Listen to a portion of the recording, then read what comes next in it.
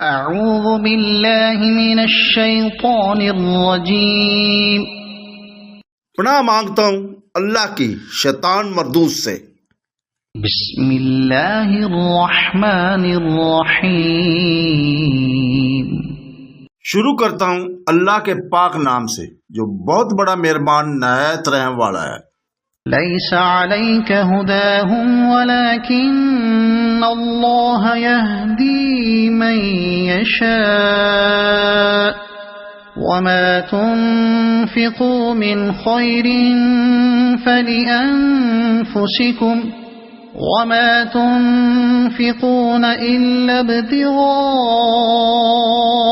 وجہ اللہ وما تنفقوا من خیر یوفى إلیکم وأنتم لا تظلمون۔ للفقراء الذين احصروا في سبيل الله لا يستطيعون ضربا في الأرض يحسبهم الجاهل أغنياء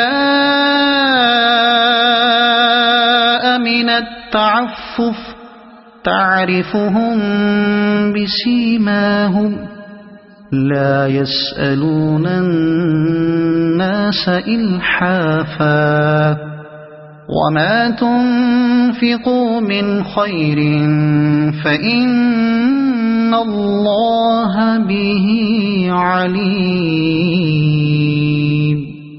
الذين ينفقون أموالهم بالليل والنهار سرا وعلانية فلهم أجرهم عند ربهم ولا خوف عليهم ولا هم يحزنون۔ انہیں ہدایت پر لا کھڑا کرنا تیرے ذمہ نہیں بلکہ ہدایت اللہ دیتا ہے جسے چاہے۔ تم جو بھلی چیز اللہ کی راہ میں دو گے اس کا فائدہ خود پاؤ گے۔ تمہیں صرف اللہ کی رضامندی کی طلب کے لیے ہی خرچ کرنا چاہیے۔ تم جو کچھ مال خرچ کرو گے اس کا پورا بدلہ تمہیں دیا جائے گا اور تمہارا حق نہ مارا جائے گا۔ صدقات کے مستحق صرف وہ غربا ہیں جو راہ اللہ میں روک دیے گئے ہیں، جو ملک میں چل پھر نہیں سکتے۔ نادان لوگ ان کے بے سوالی کی وجہ سے انہیں مالدار خیال کرتے ہیں تو ان کے چہرے دیکھ کر قیافے سے انہیں پہچان لے گا۔ وہ لوگوں سے چمٹ کر سوال نہیں کرتے۔ تم جو کچھ مال خرچ کرو اللہ تعالیٰ اس کا جاننے والا ہے۔ جو لوگ اپنے مالوں کو رات دن چھپے کھلے خرچ کرتے رہتے ہیں ان کے لیے ان کے رب کے پاس اجر ہے اور نہ انہیں خوف ہے اور نہ غمگینی۔ اس آیت میں اللہ تعالیٰ مستحق صدقات کون ہیں ان کا ذکر کرتا ہے۔ حضرت عبداللہ بن عباس رضی اللہ تعالیٰ فرماتے ہیں کہ مسلمان صحابہ اپنے مشرک رشتہ داروں کے ساتھ سلوک کرنا ناپسند کرتے تھے۔ پھر حضور پاک صلی اللہ علیہ وسلم سے سوال ہوا، یہ آیت اتری اور انہیں رخصت دی۔ فرماتے ہیں کہ حضور پاک صلی اللہ علیہ وسلم فرماتے تھے کہ صدقہ صرف مسلمانوں کو دیا جائے۔ جب یہ آیت اتری تو آپ نے فرمایا ہر سائل کو دو، گو وہ کسی مذہب کا ہو۔ حضرت اسما والی روایت جو ہے کہ تفسیر میں آئے گی انشاءاللہ تعالیٰ، یہاں فرمایا کہ تم جو نیکی کرو گے اپنے لیے ہی کرو گے جیسے اور جگہ ہے۔ اس جیسی اور آیتیں بھی بہت سی ہیں۔ حسن بصری رحمۃ اللہ علیہ فرماتے ہیں کہ ایماندار کا ہر خرچ اللہ ہی کے لیے ہوتا ہے، وہ خود کھائے پیے۔ عطا خراسانی رحمۃ اللہ علیہ اس کا یہ مطلب بیان کرتے ہیں کہ جب تم نے مرضی مولا اور رضائے رب کے لیے دیا تو لینے والا خواہ کوئی ہو اور کیسے ہی اعمال کا ذکر کرنے والا ہو، یہ مطلب بھی بہت اچھا ہے۔ حاصل یہ کہ نیک نیت سے دینے والے کا اجر تو اللہ کے ذمہ ثابت ہوتا ہے۔ اب خواہ وہ مال کسی نیک کے ہاتھ لگے یا بد کے، مستحق یا غیر مستحق کے، اس اپنے قصد اور اپنی نیک نیت کا ثواب مل گیا۔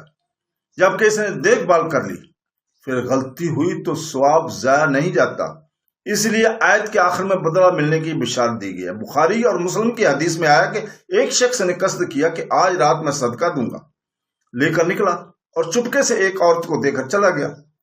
صبح لوگوں میں باتیں ہونے لگی کہ آج رات کو کوئی شخص ایک بدکار عورت کو کوئی خیرات دے گیا۔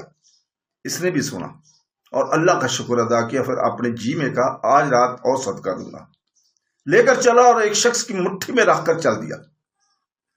صبح سنتا ہے کہ لوگوں میں چرچا ہو رہا کہ آج شام ایک مالدار کو کوئی صدقہ دے گیا۔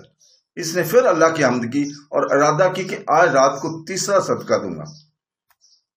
دن کو پھر معلوم ہوا کہ وہ چور تھا، تو کہنے لگا اللہ تیری تعریف ہے، زانیہ عورت کے دیے جانے پر بھی، مالدار شخص کو دیے جانے پر بھی اور چور کے دینے پر بھی خواب دیکھتا ہے کہ فرشتہ آیا اور کہہ رہا ہے تیرے تینوں صدقے قبول ہو گئے۔ شاید بدکار عورت مال پا کر اپنی حرام کاری سے رک جائے، اور شاید مالدار کو عبرت حاصل ہو اور وہ بھی صدقے کی عادت ڈالے، اور شاید چور مال پا کر چوری سے باز رہے۔ پھر فرمایا صدقہ ان مہاجرین کا حق ہے جو دینوی تعلقات کاٹ کر، ہجرتیں کر کے، وطن چھوڑ کر، کنبے قبیلے سے منہ موڑ کر اللہ کی رضامندی کے لیے پیغمبر کی خدمت میں آ گئے ہیں، جن کی معاش کا کوئی ایسا ذریعہ نہیں جو انہیں کافی ہو، اور وہ نہ سفر کر سکتے ہیں کہ چل پھر کر اپنی روزی حاصل کرے۔ اسی طرح اسی حال میں لوگ ناواقف ہیں، وہ ان کے لباس اور ظاہری حال اور گفتگو سے انہیں مالدار سمجھتے ہیں۔ ایک حدیث میں مسکین وہی نہیں جو در بدر جاتے ہیں، کہیں سے 2-1 کھجوریں مل گئیں، کہیں سے 2-1 لقمے مل گئے، کہیں سے 2-1 وقت کا کھانا مل گیا، بلکہ وہ بھی مسکین ہے جس کے پاس اتنا نہیں جس سے وہ بے پرواہ ہو جائے، اور اس نے اپنا حالت بھی ایسی نہیں بنائی جس سے ہر شخص اس کی ضرورت کا احساس کرے اور کچھ احسان کرے، اور نہ اس سوال کے عادی ہیں تو انہیں ان کی اس حالت سے جان لے گا وہ صاحب بصیرت پر مخفی نہیں رہتی۔ جیسے ایک اور جگہ فرمایا اللہ تعالیٰ نے کہ ان کی نشانیاں ان کے چہروں پر ہیں، اور فرمایا کہ ان کے لب و لہجے سے تم انہیں پہچان لو گے۔ سنن کی ہدایت میں ایک حدیث میں ہے کہ مومن کی دنائی سے بچو، وہ اللہ کے نور سے دیکھتا ہے۔ سنو قرآن کا فرمان ہے، بلکین اس میں اہل بصیرت کے لیے نشانیاں، یہ لوگ کسی پر بوجھل نہیں ہیں، کسی کے ڈٹائی کے ساتھ سوال نہیں کرتے، نہ اپنے پاس سوتے ہوئے کسی سے کچھ طلب کرتے ہیں۔ جس کے پاس ضرورت کے مطابق ہو اور وہ بھی سوال کرے، وہ چپک کر مانگنے والا کہلاتا ہے۔ حضور فرماتے ہیں کہ 1-2 کھجوریں اور 1-2 لقمے لے کر چلے جانے والے ہی مسکین نہیں، بلکہ حقیقتاً مسکین وہ ہیں جو باوجود حاجت کے خودداری برتے اور سوال سے بچے۔ دیکھو قرآن پاک کہتا ہے، روایت بہت سی کتابوں میں بہت سی سندوں سے مروی ہے، قبیلہ مزینہ کے ایک شخص کو ان کی والدہ فرماتی ہیں تم بھی جا کر رسول پاک صلی اللہ علیہ وسلم سے کچھ مانگ لاؤ جس طرح اور لوگ جا کر لے آتے ہیں۔ وہ فرماتے ہیں میں جب گیا تو حضور کھڑے ہوئے خطبہ فرما رہے تھے کہ جو شخص سوال سے بچے گا اللہ بھی اسے سوال سے بچا لے گا، جو شخص بے پرواہی برتے گا اللہ تعالیٰ اسے فی الفور بے نیاز کر دے گا، جو شخص 5 اوقا کے برابر مال رکھتے ہوں وہ بھی سوال کرے گا، جو چمٹنے والا سوالی ہو۔ اس نے اپنے دل میں سوچا کہ ہمارے پاس تو ایک اونٹنی ہے جو 5 اوقیہ سے بہت زیادہ بہتر ہے، ایک اونٹنی غلام کے پاس ہے وہ بھی 5 اوقیہ سے زیادہ قیمت کی ہے، بس میں تو یوں ہی سوال کیے بغیر واپس چلا آیا۔ اور روایت میں ہے کہ یہ واقعہ حضرت ابو سعید رضی اللہ تعالیٰ عنہ کا ہے۔ اس میں ہے کہ آپ نے مجھ کو فرمایا اور یہ بھی فرمایا کہ جو لوگوں سے گنارہ کرے گا اللہ اسے کفالت کرے گا، اور جو ایک اوقیہ رکھتے ہوئے سوال کرے گا وہ چمٹ کر سوال کرنے والا ہے۔ ان کی اونٹنی کا نام یاقوتا تھا۔ ایک اوقیہ 40 درہم کا ہوتا ہے، 40 درہم کے تقریباً 10 روپے اس وقت ہوتے تھے۔ ایک حدیث میں ہے کہ جس کے پاس بے پرواہی کے لائق ہو پھر بھی وہ سوال کرے، قیامت کے دن اس کے چہرے پر اس کا سوال زخم نہ ہوگا، اس کا منہ نیچا ہوگا۔ لوگوں نے کہا حضرت کتنا پاس ہو؟ تو فرمایا 50 درہم یا اس کے قیمت کا سونا۔ یہ حدیث ضعیف ہے۔ شام میں ایک قریشی تھے جنہیں معلوم ہوا کہ حضرت ابو ذر ضرورت مند ہے تو 300 گنیاں انہیں بھجوائیں۔ آپ خفا ہو کر فرمانے لگی اللہ کے بندے کو کوئی مسکین ہی نہیں ملا جو میرے پاس یہ بھیجیں، میں نے تو نبی صلی اللہ علیہ وسلم سے سنا ہے کہ 40 درہم اس کے پاس ہوں اور پھر سوال کرے، وہ چمٹ کر سوال کرنے والا ہے۔ اور ابو ذر رضی اللہ تعالیٰ کے گھرانے والوں کے پاس تو 40 درہم بھی نہیں ہیں، 40 بکریاں بھی ہیں اور 2 غلام بھی ہیں۔ ایک روایت میں حضور پاک صلی اللہ علیہ وسلم کے یہ الفاظ بھی ہیں کہ 40 درہم ہوتے ہوئے سوال کرنے والا الحاف کرنے والا اور مصر ریت کے ہے۔